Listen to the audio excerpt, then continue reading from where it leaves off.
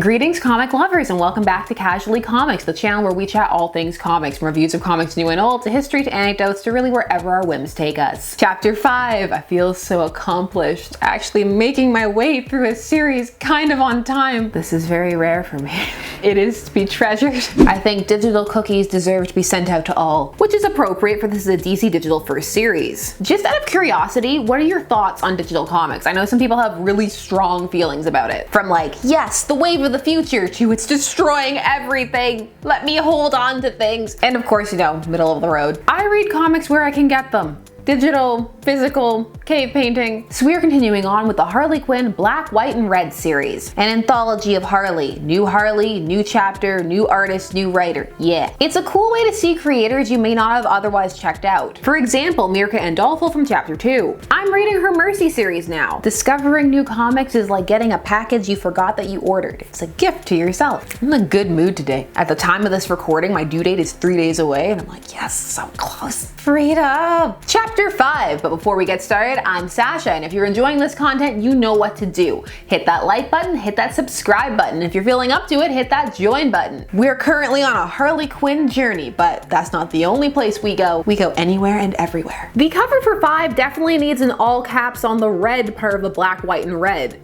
This is a lot of red. I remember last time I asked for more red and less pink, but this is a lot of red. Harley Quinn, red, black, and white. We have Harley holding some power tools with a confused looking Batman and Robin in the back, with some pop art style dotting as well for depth. This chapter is the life and death of Harley Quinn, with story and art by Riley Rossmo. So essentially what we have here is Harley kind of tells the story of the universe, but also mostly her own life story. She's telling it to us, the reader, and well, some listeners who will be revealed at the end of the story. In the beginning, there was nothing. Then out of heat and friction, rapid expansion, and the earth has transitioned into being a sperm penetrating an egg. Always the classiest of beginnings. Just look who's talking. So much red, needs sunglasses. And so Harley is born. Harley did all the things that were expected of her. Coloring, field hockey, detention, and a PhD in psychology. Miss Quinzel wanted to help people, special people, dangerous people. And so Harley meets the Joker. He was dashing, handsome,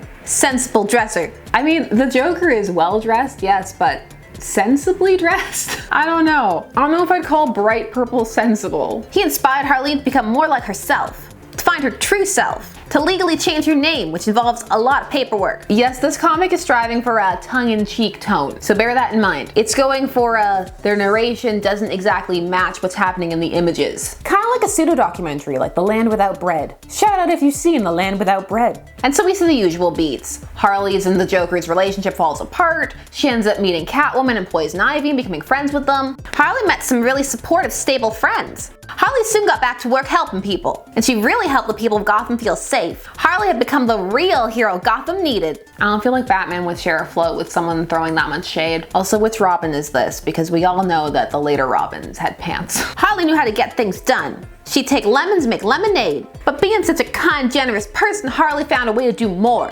Not only for the people on Earth, but all the Earths in the multiverse, and holographic universes, and even the 2D universes. And so we see Harley living her best life and passing that philosophy on to others. Harley died surrounded by friends and family. She's survived by her 2 daughters, her partner, 15 hyenas, and a ton of friends. She'd be remembered for a minute, because a comet came and smashed the earth, and everyone died. And it turns out that this is a story that a very much alive Harley is telling to her hyenas. The end. So this story, it didn't leave much of an impression on me. For me personally, it's my least favorite so far. I mean, I think you can tell by how quickly I went through that it is the briefest of reads. Blink and you'll miss it. I'm actually a fan of Rossmo's style in general. It's distinct, and you can tell it's him. And his run on Martian Manhunter was super cool in my opinion. Also had a lot of monochromaticism, but it seemed to work better in that color than in this one. Plus, he's out here repping Saskatchewan and Alberta. Yes, that stereotype that Canadians need to tell other people who's Canadian is true. Well, it is for me at least. I gotta make up for not liking hockey somehow. People always say, they're like, you don't sound Canadian. I'm like, what does that sound like?